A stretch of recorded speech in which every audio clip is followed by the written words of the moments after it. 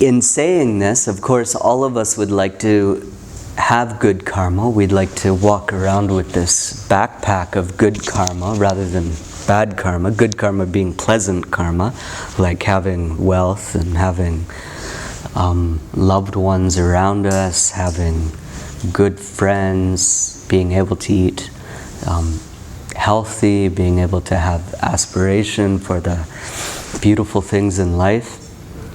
So it's nicer to have that backpack of good karma.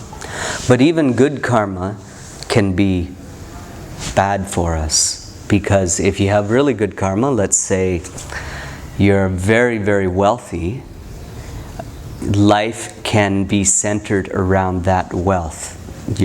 How nice your shoes are, how good your clothes look that day, how nice your car is, how many cars you have, how many car garage you have, how many villas you have in Spain, and etc., etc. So we can also, with good karma, we can also lose some aspect of our own spirituality.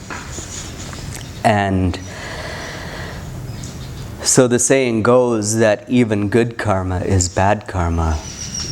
Good karma can bind us, and also bad karma, negative karma, unpleasant karma can bind us, because instead of having something negative happen to you and then seeing it as the universe placing in front of you a lesson to gain wisdom from, instead of that we turn into a victim, like, why is this always happening to me in my life? And we're blaming God or we're blaming the other person, when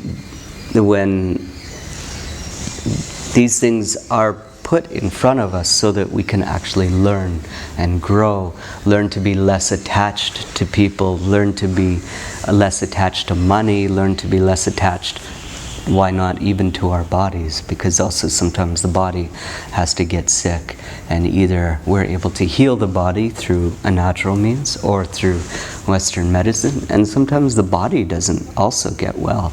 And it's also part of, and it's quite obvious that part of the human being's journey in life is also to learn how to let go of the body, because all of us will one day die.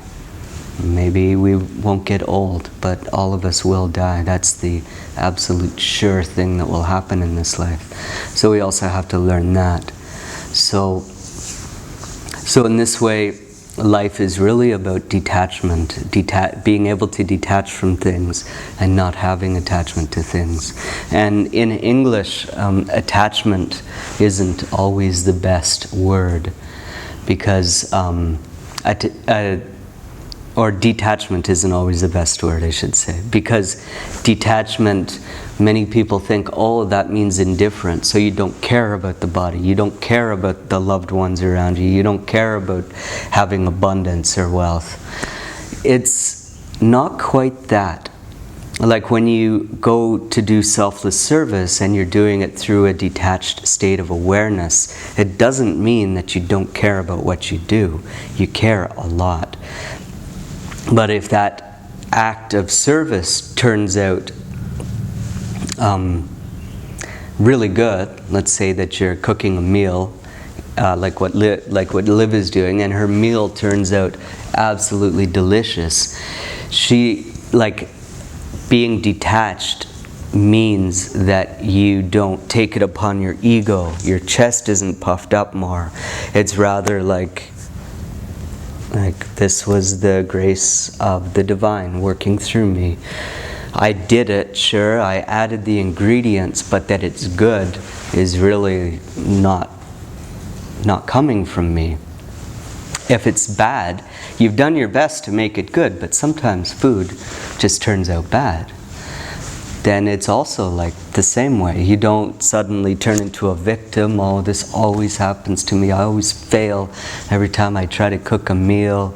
I always burn it or whatever. You're just like, well, this is our meal that we eat right now. And this is the way it turned out. Next time I can try to do better, you know? So